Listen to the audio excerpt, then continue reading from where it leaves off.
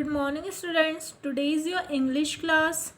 आज बेटा हम इंग्लिश की क्लास में इंग्लिश ग्रामर पढ़ेंगे। ठीक है, लास्ट क्लास में हमने इंग्लिश ग्रामर का चैप्टर 2 स्टार्ट किया था, काइंड्स ऑफ सेंटेंसेस, वाक्यों के प्रकार।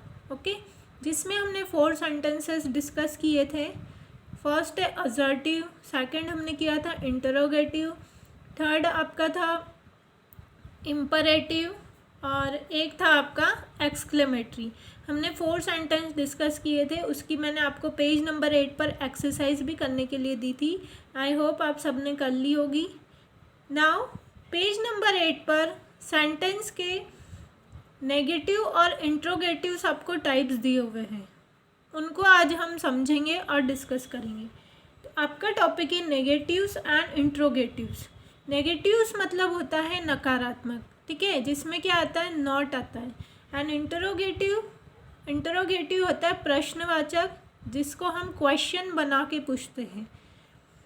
अब यहाँ पर आपको एक ही सेंटेंस के 4 एग्जाम्पल्स दिए, 4 टाइप से उनको बनाया है। आप इसको ध्यान से सुनेंगे तो आपको समझ में आएगा। Okay, study the following sentences. आपको यहाँ पर सेंटेंस दिए, इसकी हमको स्टडी करना है। फर्स्ट होता है पॉजिटिव टाइप, सेकंड होगा नेगेटिव टाइप। मतलब एक ही सेंटेंस को हम 4 टाइप से बना सकते हैं। एक होगा पॉजिटिव सकारात्मक, एक होगा नेगेटिव नकारात्मक, एक होगा पॉजिटिव इंटरोगेटिव, ठीक है, सकारात्मक प्रश्नवाचक, और एक होगा नेगेटिव इंटरोगेटिव, मतलब प्रश्नवाचक में भी नॉट लगता है तो वो नेगेटिव इंटरोगेटिव हो जाएगा। और जब इंटरोगेटिव में नॉट नहीं आएगा तो वो पॉजिटिव इंटरोगेटिव हो जाएगा। Okay, so your first sentence is Sam lives in Singapore. Sam lives in Singapore. तो सेम क्या हो गया आपका, सब्जेक्ट। ओके, लीव्स हो गई आपकी वर्ब और सिंगापुर हो गया आपका ऑब्जेक्ट। ठीक है, अब यहाँ पर हमको जब हम नेगेटिव बनाते हैं या इंटरोगेटिव बनाते हैं तो हमको हेल्पिंग वर्ब की ज़रूरत होती है। किसकी ज़रूरत होती है, हेल्पिंग वर्ब। तो यहाँ पर कोई हेल्पिंग वर्ब नहीं है इस पॉजिटिव सेंटेंस में। तो ये हमको पता होना चाहिए कि जब कोई सिंगुलर सब्जेक्ट है, ठीक है, ये सेम क्या है, सब्जेक्ट है। तो जब कोई सिंगुलर सब्जेक्ट होता है या फिर ही शी इट होता है तो उसके साथ हम डज लगाते हैं। क्या लगाते हैं, डज। तो जब भी हम नेगेटिव बनाएंगे तो सेम है, सिंगुलर है, ये सेम किसी एक के बारे में बात हो रही है, तो सेम डज नॉट। यहाँ पर डज नॉट का शॉर्ट फॉर्म लिखा है डजंट। क्या लिखा है, डजंट, डज नॉट। आप इसको रीड करेंगे डजंट, सेम डजंट। बाकी सेंटेंस आपको वैसा ही लिखना है, लीव्स इन सिंगापुर। हमने इसमें डज नॉट लगा दिया तो ये क्या बन गया, नेगेटिव सेंटेंस। अब ये डज है आपकी हेल्पिंग वर्ब। डज आपकी क्या है, हेल्पिंग वर्ब। जब इस हेल्पिंग वर्ब को आप सब्जेक्ट के आगे लेके आएंगे, डज आप सब्जेक्ट के आगे लेके आ जाएंगे तो ये आपका बन जाएगा पॉजिटिव इंटरोगेटिव।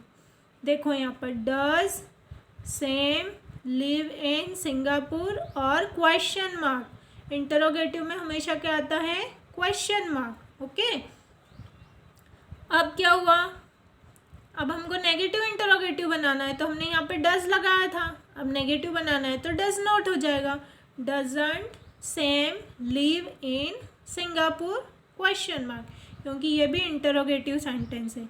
नेगेटिव तो है बट है तो इंटरोगेटिव, क्योंकि हमारी हेल्पिंग वर्ब इसमें भी क्या आ गई, आगे आ गई।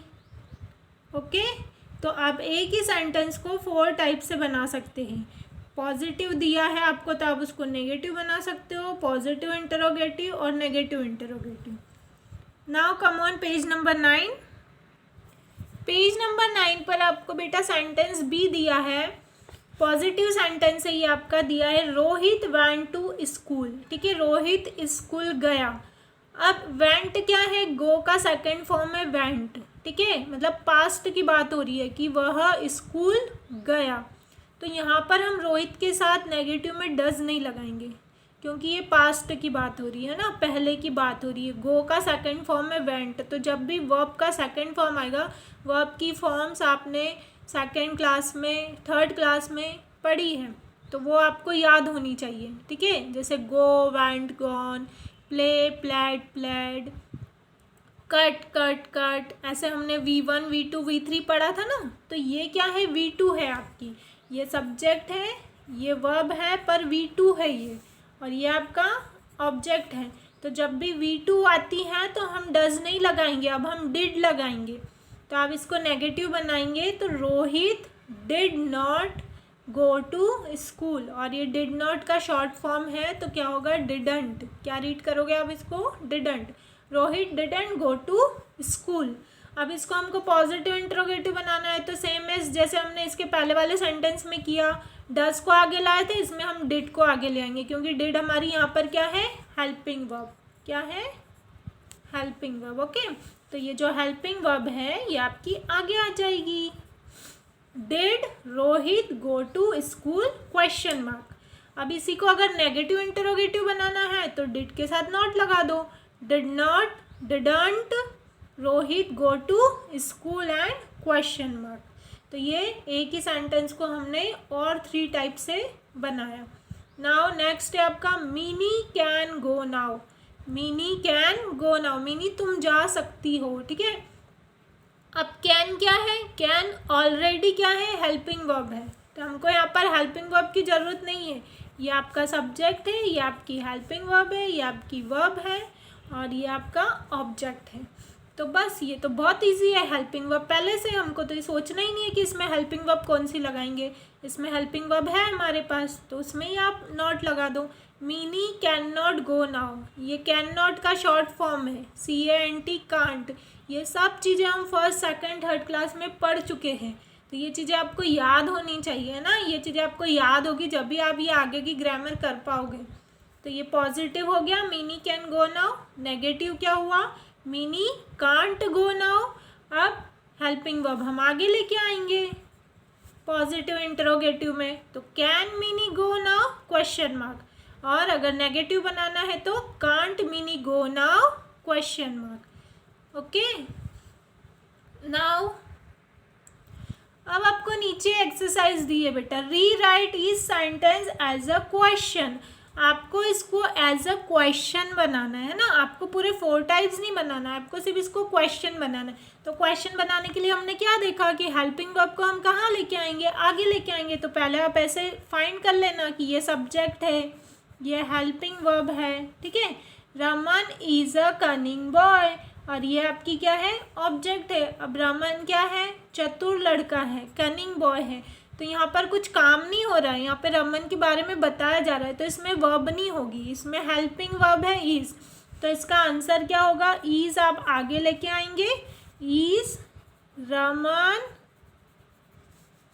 अ कनिंग बॉय।